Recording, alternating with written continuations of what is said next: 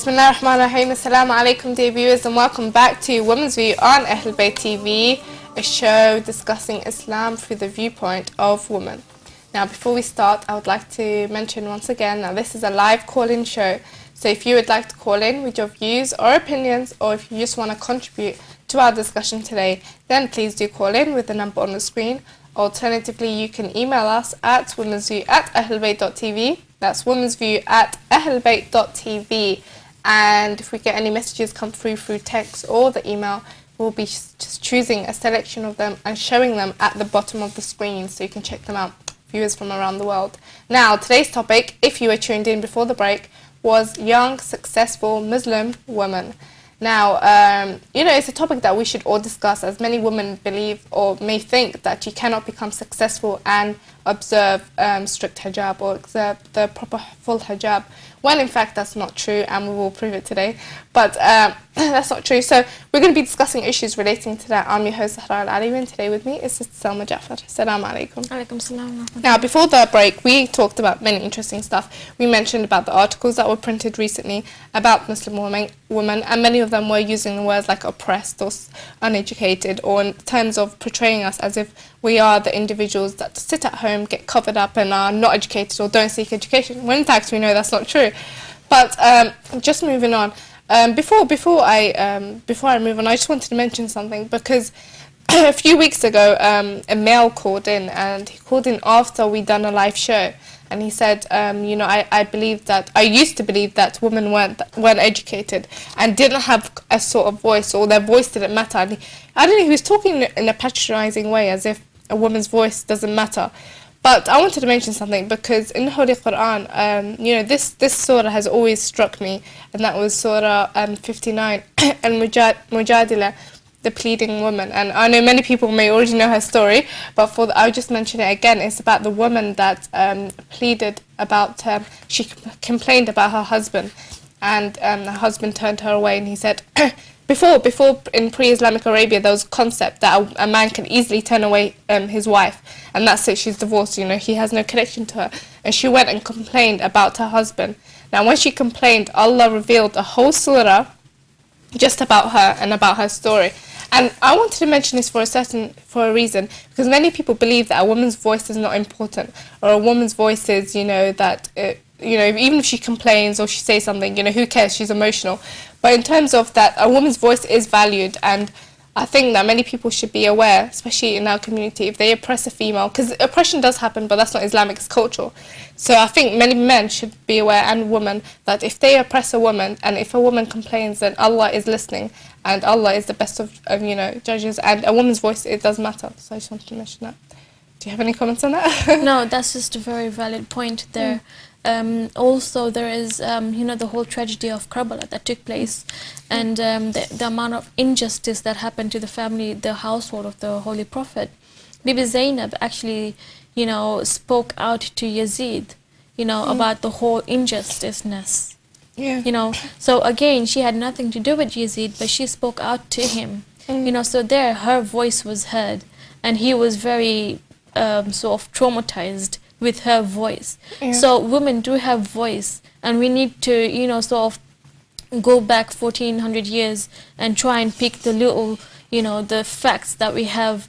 That's all we need, because, I mean, the whole surah that you mentioned, and the fact that Bibi Zainab had spoke to Yazid at the time the whole tragedy took place. It's very. That's true. Yeah, we'll be speaking more about, I think we should speak more about Islamic female role models like the Ahlulbayt, women of the Ahlulbayt, and other role models. But we have another email come through, and this is from a sister. I don't know if she wants me to mention her name, but Sister Ruqayya won't mention her surname. But says, Salaamu alaikum and Eid Mubarak to all. I have a question for you. Is it important for a Muslim woman to go for a career, and how important is it? Is it important too for us to learn our religion deeper, like taking higher degree in Islamic studies? Which way should be our priority? And first of all, alaikum salam and Eid Mubarak to you too. But in terms of many female she said that, is it important for a woman to take a career? And many people do ask this. I mean, when we get married and we have kids, many people say, you know, we don't really need to have a career, we don't really need to seek education. So how important is it to have a career and seek education? Well, it depends on you. It's not important, it's not compulsory. You know, if you want to, if you're interested, you go for it. And if you don't want to and you want to stay home, then that's perfectly fine as well. And if she wants to go into an Islamic studies career and sort of develop herself in religion, then that's perfectly fine as well. It varies in different women. Definitely true, but in terms of seeking education, that's compulsory in Islam to seek education. Compulsory if you're talking about religion. Yeah, religious education. Religious education, yes. Definitely. But career-wise, like going into media or going into some design area or going into marketing, etc., that's not compulsory. That's just you trying to sort of get somewhere in life. Definitely. But then, yeah, I mean, I just want to have a say comment, because you're right. Many females that when they get married and they have kids, you know, because a woman has many duties. I mean, our duties, you know, we do take a career path, but at the same time we have the duty of looking after our house or our husband or, you know, a household, and especially when we have kids, we have children to look after, and that should be a woman's kind of main priority, I believe. But in terms of seeking education, I believe that every woman should seek education, because, for example, you wearing a hijab, someone comes up to you in the street, you know, maybe it's a curious non-Muslim, and they say, you know, why do you wear hijab? What does Islam say about hijab? It doesn't say in the Quran to wear hijab. I mean, if a woman is not educated, she won't know how to answer all these, and then afterwards you've just misguided someone, because you won't be able to answer them. So I believe it is really, yes, education when it is comes really to religion, yes, it's compulsory. I was just being general with, you know, the Yeah, other careers. But religion, yes, you have to, whatever you do, you have to. Because obviously you can have kids. And then if you're not educated, how are you going to educate your kids? And then when they grow up, get married, they're going to have kids. You know, the whole generation is going to be uneducated. They're going to live a very, I don't know, a very cultural life rather than a religious life, if that makes any sense. That's definitely true. You know, so we have to be like the leaders. We have to start a good line for our kids and their kids and so forth. Do you think it's justified, though, that some people say, you know, we're married, we've got kids, we don't have time to seek education or be active, at least, you know, to protect our religion? Because there's one thing seeking education. I can sit at home and just read books and, you know, be educated about my religion, but it's another thing protecting your religion and using the knowledge you've gained and spreading it, or in a sense protecting your religion. Do you think that's kind of important as well? And do you think it's justified, the women that say we don't have time? No. You have time for everything. Okay. You know, if she's not going to have time to sort of learn about religion, then she's going to have time to do something else which is going to be invalid for her life. You know, it's important. And so, I mean, even a couple of minutes a day, how you know, like, I'm sure you can get a couple of minutes a day. You know, just read something, or even the Holy Quran, it has everything, you know, so just read an ayah or two and then read the meaning and maybe go into tafsir. Just maximum 15 minutes of your day. That's not bad. Definitely true. That's not bad. You just have to be interested and, you know, sort of into it. If you're not interested in into it, then you're going to come up with millions of excuses. That's how it is. When people are not interested, they come up with excuses. Definitely true. That's true. We have a comment that was posted on Facebook yesterday, and that's by Sister Mariam. She says, what advice would you give to women in order for them to reach success? Now, what advice would you give to women for them to reach success? I know it's a very tricky and, you know, there's no keys to success or something, but what advice would you give them? Well, I would probably advise her to sort of, or in general, you know, just sort of work with what her mind and her heart says, and to not allow anything come her way, because nothing can come your way. If you're into it, like I said, mentioned before, if you're into it and you've got the capability of doing something, go for it. You know, nothing's going to come your way, and don't have fear of anything. Definitely. No, it's definitely true. I mean, I believe that success lies within Islam, to be honest, because, you know, many females, they are successful. Well, the image of success, I don't know, because many people think that success means fame when that's not true. I mean, if you're known, it doesn't mean you're successful. But many people believe that. But many people that you know, may be seen as successful, they have other areas which is lacking in their lives. And I believe, you know, to reach success, kind of, staying strong with the teachings of Islam, and you know, the Book of Allah, the word of Allah, I think that would automatically make a woman reach success.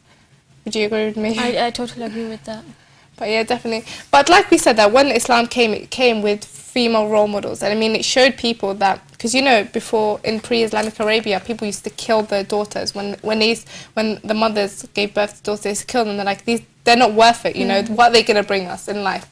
Well, when Islam came, it gave us Islamic role models. I mean, would you want to speak more about that? Because many people, I mean, we have non-Muslims watching this show. Many people are not aware of Islamic role models. So would you be able to speak about some of them? We have quite a few role models. We have Bibi Khadija, the wife of the Holy Prophet, and we have Bibi Fatima, the wife of Imam Ali alayhi salam. You know, these role models are our role models. You know, when people come and ask you why you're observing hijab, why you so much into your religion, this is your chance to, rather finishing off the whole thing saying, well, I'm into my religion, this is what I'm taught, you know, bring these role models into place and say, well, we do this because of our role models, you know, we follow them, even regardless whether it's been, you know, yesterday, today, or maybe 1400 years ago. They are our role models, and that's who we follow. We're representing, we're representing them. Yeah. You know, just like how public, you know, they watch something, they have a favorite actor or celebrity. What they do is they tend to get the same kind of clothing, and dress up just like them. So if your favorite footballer is David Beckham and he's wearing some kind of a very weird jean with a shirt, you know, and it doesn't go with each other, but he's worn it, you know, people will start following him because they have this connection with him, and they like him, they love him as a, you know, the whole him as a person. So they see him as a role model, and it's everywhere. People have favorites, you know, and our favorites are these Muslim figures 1400 years ago, and that's whom we're following, you know. And what we tend to do is when people come and ask us something, we just say to them, well, you know, we just wear this because our family told us so, or we just wear this because, you know, this is our religion. We shouldn't just finish it off like that. I think we have the opportunity to actually bring these role models in place and say to them, well, this is because of them we're dressing up like this, we're doing this because of them. But we don't make that effort, whereas we know about everyone and we know exactly why everyone does whatever they do, but we tend to hide our, you know, role models and stuff. We shouldn't do that. Definitely true. We should speak out and say it's because of them. Bring them out. Nobody has any idea about them. You know, like Lauren Booth, I don't think she knew anything about Bibi Fatima. Yeah, I asked her. She But did. you asked her. I asked her. She said, right. Okay. Yeah. But it's that spiritual. She felt a spiritual thing. Who just shows these figures are great. Yeah. And so now she knows exactly that, you know, she is a big role model in our, you know, Muslims. Yeah. And that's the thing, when these stories, when these female role models, sorry, like Fatima Soma is brought forward, like Lauren Booth, I asked her, I said to her, do you know anything about Fatima Soma? She said no. But because now Fatima Soma is brought forward, she's going to go read about Fatima Soma, she's going to go know about Fatima Soma, and others as well. I mean, many Sunnis, I spoke to a few of my Sunni friends, and after the interview I conducted, I spoke to them on the phone, and they said, they're like, who's Fatima Soma? Is that Fatima Zahra? I mean, they were unaware of who she was. And I think that after when these females are brought forward, many people will go and read about them, which will show them who these people are. Yeah. It's definitely true. I think she's done something great here.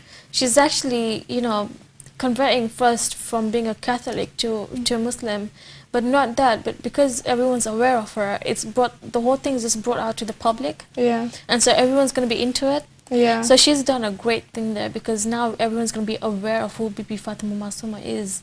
you know, and maybe from that it's going to spread and sort of go different ways, and all these other very religious Muslim figures will also come out as well. Definitely. And, but that's like a duty within all of us now, is to bring these figures out. There's actually a very interesting video posted on YouTube. I mean, many people should watch it. Basically, it's a Vox box. I just want to mention this. I'll send you the link as well, and anyone that wants the link at home. But it was a video that they went on the streets and they were asking the general public, they're like, can you name us 10 football players? And straight away they named like 10 football players. And then, have I showed you the video? No. Okay, I'll show you the video. And then they said, name us 10 singers. And these are the Muslim public. This is not the thing. I think it was interviewed either in Lebanon or Egypt. I think one of those countries. And then they said, name us 10 singers. And they named singers straight away. And then they said, you know, who's Fatima Zahra? And then they were like, who? Like, the first they asked him Islamic questions, and then asked him about Fatima Zahra alayhi salam. And some of them answered them. Some of them said, you know, daughter of the Prophet. But others, they were like, who's Fatima Zahra? And, you know, they were unaware of them, which just made me realise that, you know, there are Muslims out there that call themselves Muslims that are not even aware of the daughter of the Prophet, or even about her life. So it's very disappointing. And if anyone wants the video actually at home, I can send them the link. So email in at womensview@ahlulbayt.tv. But it's a very interesting, it was interesting Vox Pox that took place. But yeah, many people are not aware of the Islamic female role models. I mean, the Quran has been brought for us. We see that Maryam, alayhi salam, you know, she's a great role model, and Asiya, the Queen of Sheba. There's many female role models, and even like, for example, you know, we're not infallible, we're all not infallible, but even there's role models like Zulaykha. She was, before she tried to seduce Prophet Yusuf, but then she completely changed and she became, you know, a great worshipper. So there are many, many examples for all types of women in the religion of Islam, and like you said, Fatima Zahra and Sayyidah Zainab. But I just want to add one point to that I think that if people strive to be like these women, we'll become the best woman alive. I mean, because we have the best role models, so we really don't have no excuse. That's very true, yes. Yeah. But now, as you wearing a hijab, you told me that you wore the hijab when you were 7 years old. And, you know, so it's been quite a long time. But what benefits have you found within the hijab? Well, the benefits that we tend to get is a lot of respect from the public. And they do tend to understand who you are and where you're coming from, you know, and they respect you for that, which is great, you know, because, I mean, I think that's great. You know, there are individuals out there who do not observe hijab and they're very explicit, and, you know, it just makes everything very uncomfortable, and you can actually see that they're being taken in advantage of, you know, and it's purely because they're not covering themselves and they're sort of being very open to everyone. And we just need to sort of take that and appreciate the fact that we have the hijab thing and that we're aware, you know, and just be thankful to God that we're aware, and we're, you know, we're basically striving for the name of God, and we're basically on the right path. Definitely, yeah. I mean, it's a great blessing that we do wear the hijab, and it's a great blessing that we have role models like Fatima Zahra and Sayyidah Zainab. I mean, I think that whoever has these two are probably one of the most luckiest women on this earth. But just as a last advice, I mean, we have many young women coming up, and like before, we got an email. Actually, let me read this email because we got this a couple of days ago, but I think it's related to this topic. Let me find it. Okay, this brother says, Assalamu alaikum. I can see that Women's View is becoming a very successful show and trying to appeal to women's rights. I don't know if we're trying to appeal to women's rights, but that's what he said. It goes, back in the days, women didn't have a live show on TV. Now we see that this is changing. I really believe that this is a positive thing within our community, because now we hear the views of women. But the fact is, will women ever take a strong stand within the religion of Islam? That's something to see in the future. And we got this a couple of days ago by a brother. I mean, we still haven't replied to him. But in the sense that he was saying, back in my days, there was no live show on air where women expressed their views. And as we have this is twice in a week that we have different women coming in and expressing their views. But alhamdulillah, now we have new women coming up, and it would be great to get them involved as well. I mean, there's a lot of successful women and intelligent women sitting there at home, and even if they don't want to take the public stand, they can take another stand. So what advice would you give to women in general to kind of get the views of women heard? What advice would you give them? Yeah, in general, like in terms of if someone wants to get active within the community, what ways? I mean, what ways can they get active within the community? Like they should. I feel that they should speak out a lot, rather than just keeping themselves to themselves. They should be very publicized and speak out. Share their views and make sure that people understand where they're coming from. Yeah. Definitely true. We just had another email come through, so it's nice to read this. It said, may Allah support your amazing program. Hopefully this program may enlighten the women issues. Philippines, tell them this. Sophia Abbas. So it's really nice from around the world, Philippines, so thank you very much for emailing in. But like we said, we should see a lot of women coming forward, and I would encourage every woman sitting at home to get active, because it's our duty to protect our religion. It is, yes. So it's it's a great duty, especially when we're getting attacked. That's proof to the people that we're not oppressed, and we do have a brain, and we're educated, and we have we are aware and educated in both Islam and in general message. But a sister emailed, didn't a young sister? She said, I want to get involved. That's why I asked you this question before. Is that she says she wants to get involved, but she goes, people are restricting me in terms of my male relatives. Do you think that it is justified that male relatives kind of tell their female relatives don't take the public stand or don't appear in public? Because to be honest, I've never experienced this, because my dad used to encourage me to go forward and protect my religion. But do you think it's justified that some men prevent their female relatives from doing that? No, I don't think so. But then I don't want to know what they're thinking. They probably might have a valid point from their point of view, but then I mean, it doesn't make sense. Like any Do you think woman, it's cultural reason? Maybe it's very cultural that they don't want their women to be out and sharing their voices or sharing their views, and they just want their women to sort of be very hidden, and just to themselves. Maybe that's that. But it's recommended on us to go and spread. It's actually a duty upon us to yes, spread it is a duty. And to protect our religion. That's right. And when we get attacked by the public, we basically tend to just sit very quietly and take all the attack and violence, And by doing that, we're basically showing them that, look, we are the kind of individuals who, if you attack us, then we'll be attacked. Now, we're giving people wrong ideas. When you get attacked, I'm not physically, you know what I mean, right? Yeah. When you get attacked, you attack them back, verbally, or however way you can, in a decent way, and show them that no, we are not the individuals. If you attack us, then we'll just leave attacked. We will attack you back. Show them that we're able to do it. Show them that you've got the ability of doing that. And that way they will realize that you're doing something. You're coming up with actions. And that way they will stop doing what they do. Definitely. But then the reason they keep doing it is because we don't stand up. We don't, come into public. We don't do anything. And we're basically showing the world that yes, we are individuals. We don't have strength. We don't have power. We can't do anything, and we're being attacked. And they're basically being very, they've got this idea that they're very powerful. We're giving them the wrong idea, know. So we really have to make sure that we're out there and we're sort of, like this article, this woman, the article that she wrote here. We should write something back and say, look. Because knowing about this woman, she's actually written books and stuff, but I'm not going to go into that, but it's not a decent book. If you even research into this woman, it's not right. She comes up with things which is completely against religion, and that's probably the reason why she's got so much hatred for the religion. Definitely true. So she hasn't got the power or anything.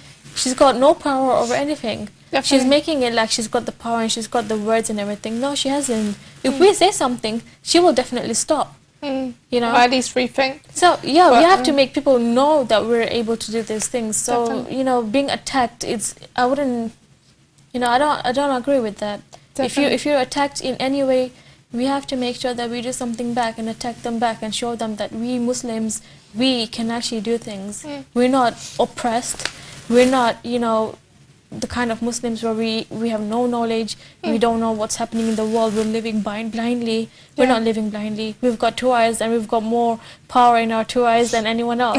Because true. we know what the truth is. Yeah, definitely You know? true. I think many females rely on men to protect us, so we get attacked, so they protect us. But I think that a capability of women is great. But as we are ending off the show, I would like to thank you so much for joining us today. It's been a wonderful discussion, and inshallah we do have you in the future. For the viewers at home, I would like to thank all those that emailed in and have messaged in previously, so thank you to you all. On the last note, I would like to say that we females are capable of great things, especially when we have role models like Fatima Zahra alayhi salam and Sayyidah Zainab alayhi salam and all the other great female role models within Islam. That means that if we have role models like them, we can do better than the general public or the general female. So let's be successful, and let's go further in our career and show the world what a Muslim veiled woman is about. So I hope you enjoyed today's topic. Inshallah, we'll be having more topics in the future. So do join me on Tuesday and Thursday. So that's all for today. Assalamu alaikum wa rahmatullahi wa barakatuh.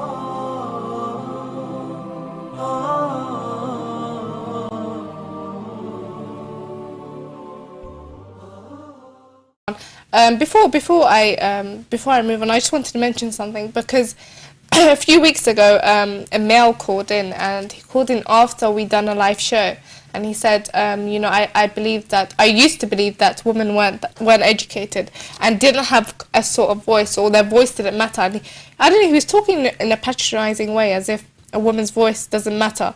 But I wanted to mention something, because in the Holy Quran, you know, this surah has always struck me, and that was Surah 59, and Mujadila, the pleading woman. And I know many people may already know her story, but I'll just mention it again. It's about the woman that pleaded about, she complained about her husband, and her husband turned her away, and he said, before in pre-Islamic Arabia, there was a concept that